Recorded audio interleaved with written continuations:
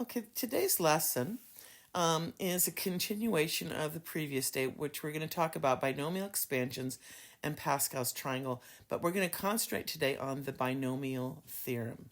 Today you will have homework that's in this packet.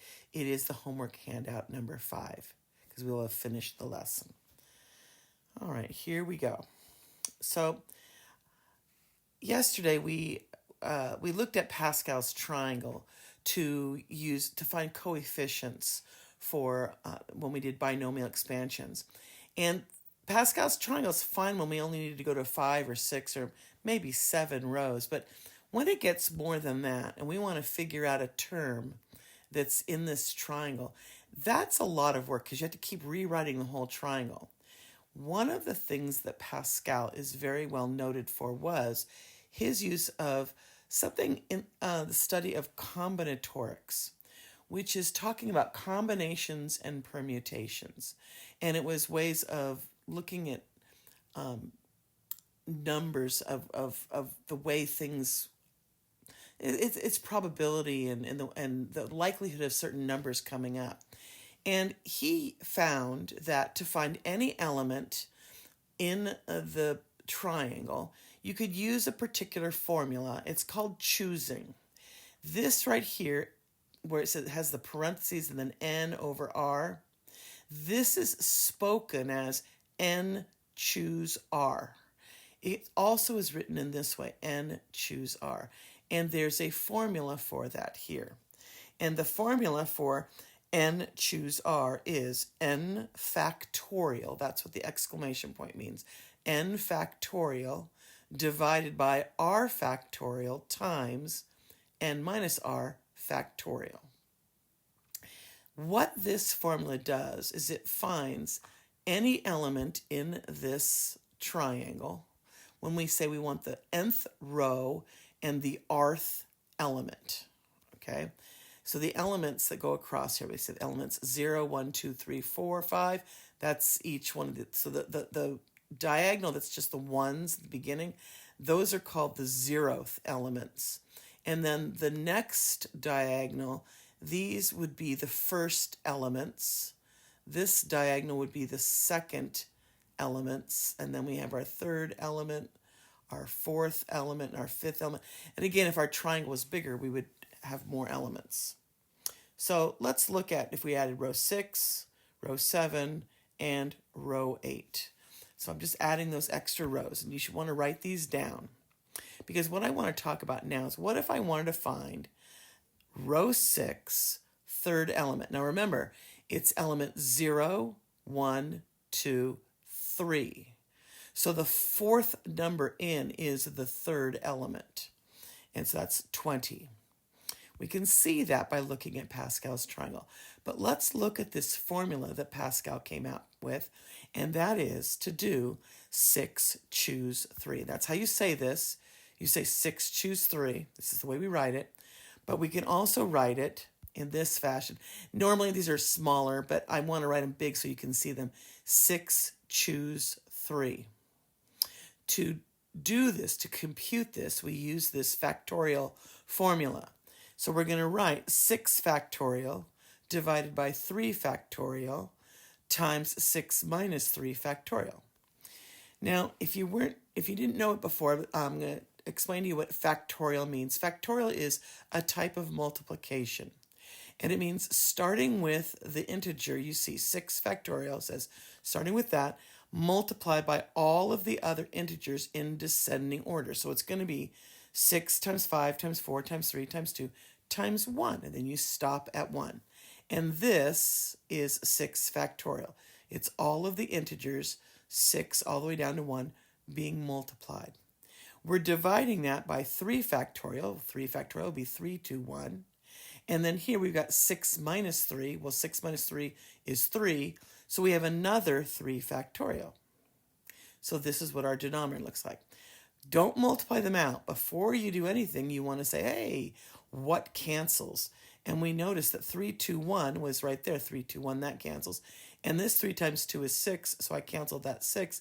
And all that we're left with is 5 times 4 divided by 1, which is just 20. And lo and behold, it is. The element, the sixth row, third element, was 20, and this formula gave us 20. We're going to look at one more. Row 8, sixth element. Now remember, the sixth element means you're going to count out 7 terms because it's 0, 1, 2, 3, 4, 5, 6. So we've got 28. There it is. This is the eighth row, sixth element. But now we're going to use Pascal's formula and do 8 choose 6, otherwise known as 8 choose 6, which is going to be 8 factorial divided by 6 factorial times 8 minus 6 factorial. Now remember, 8 factorial is 8, 7, 6, 5, 4, 3, 2, 1. 6 factorial is 6, 5, 4, 3, 2, 1. And then we're going to do 8 minus 6, which is 2. So we have 2 factorial. Cancel anything that's common. Well, 6, 5, 4, 3, 2, 1, right here, cancels with 6, 5, 4, 3, 2, 1. And then 2 cancels with the 8. I got 4, so we just got 4 times 7, which is 28 right there. So this is the formula for 8 choose 6. On our calculators, if you go to math, but then cursor over from math, go all the way over to where it says, prob, PRB or PROB, depends on which calculator you have. On this, this is one of the older calculators. It only has these 4 on top. If you have a newer TI-80 4 plus, the CEs, it's got a fifth thing here, but we just want probability. And you go down to the third option, and the third option under probability says NCR, N choose R. And we're going to learn to use that button so we don't have to use the formula. We can use our calculators. So to find each element in Pascal's triangle, we're not going to have to do the formula. We're going to use our calculator. Okay, but we are doing 6 choose 3, otherwise known as 6 choose 3. So on our calculator, hit math, you want to hit 6. You're going to hit the number 6. Then you're going to hit math, cursor over to probability, down to 3, and then it's going to say NCR.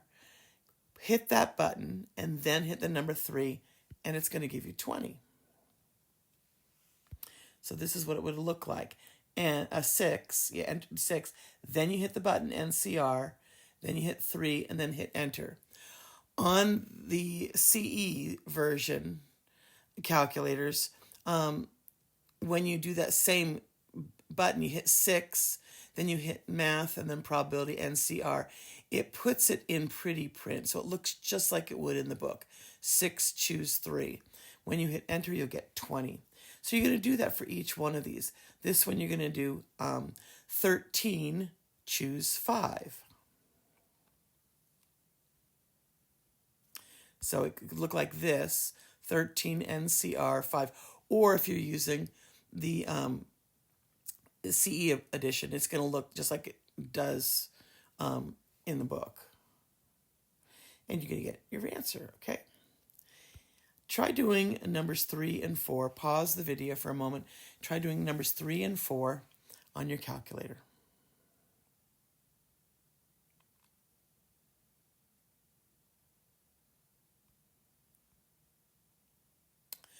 Okay, there you have the answers. All right.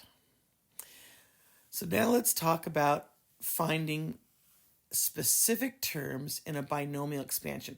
We've got this Pascal's formula for finding a specific coefficient from the Pascal's triangle. But now we need to talk about how what we want for binomial expansion. We have this formula here that says, look, when you've been given any binomial, a plus b, and it's being raised to the n, any specific term is going to be n choose r, and then a to the n minus r, b to the r. Okay? But one of the things we have to understand is the difference between term and element. Okay? When we say the eighth term, the element is r, but the term is r plus 1. So r plus 1, 8 is r plus 1, which means the element we want is the seventh element. Okay? Because remember, the element was 0, 1, 2, 3, 4, all the way to 10. These are the r's. These are our elements.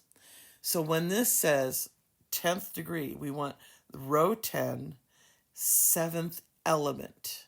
It's the eighth term, but the seventh element. This would be row 10, what it looks like, if we did the expansion out. And so what we want right here is this coefficient 120.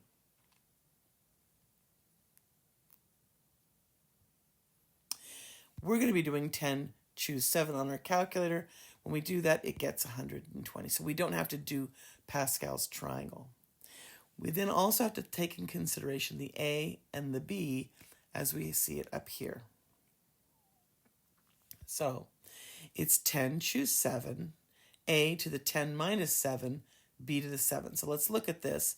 10, choose 7, which we'll use our calculator for. The A from the expansion here, A, to the 10 minus 7, which we got right here, and then B to the 7th, and number down on the bottom. And that would be the term. Now let's look at number 6. In number 6, we're looking at 12, choose not 3, but 1 less. So it's going to be 12, choose 2. And then x is our first term, and that's going to be to the 12 minus 2. Our second term is negative 7, and that's going to be raised to the second degree. Well, negative 7 squared is 49. 12, choose 2, we put in our calculator and get 66. So now we still have to multiply 66 times 49, and we have 3,234, x to the 10th. So you might want to pause the video and really study this for a moment, because you do need to remember this pattern that we're going to have. I want you to do problems 7 through 10. Pause the video. I'll show you the answers, but you're going to have your work shown.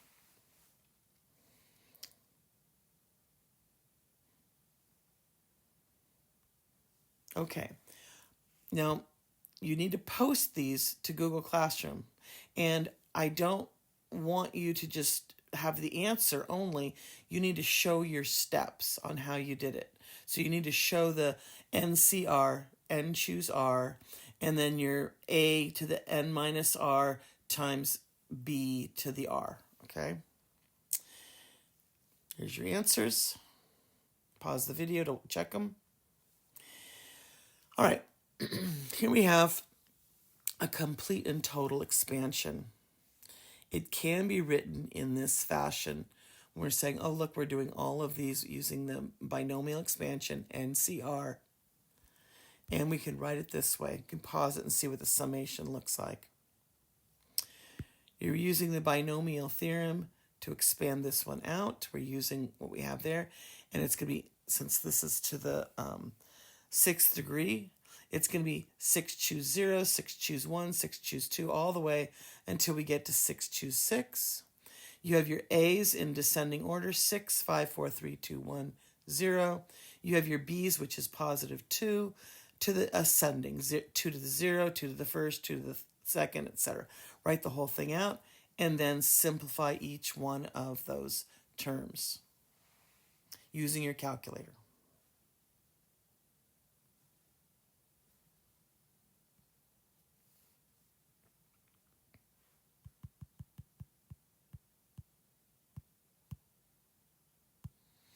All right, you got problems 12 and 13, where they've been expanded out. Again, 4 choose 0. 4 choose 1, 4 choose 2, 4 choose 3, 4 choose 4. The A term, which is x, and your B is negative 3y. So you've got x's in descending order, 4, 3, 2, 1, 0. You have your negative 3y in ascending order, 0, 1, 2, 3, 4. For those, each one of those, you need to do the NCR times negative 3 to the 0. Well, that means 1. And so you're going to expand each one of those out using your calculator. And there's your results. Check your answers. And you have problems 13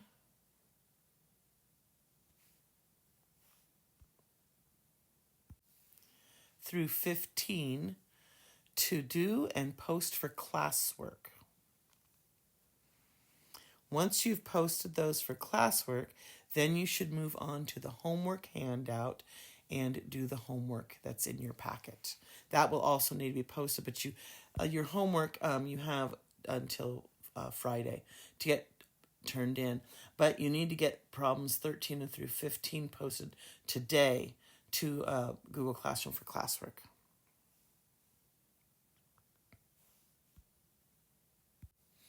So there's 14 and 15 as well.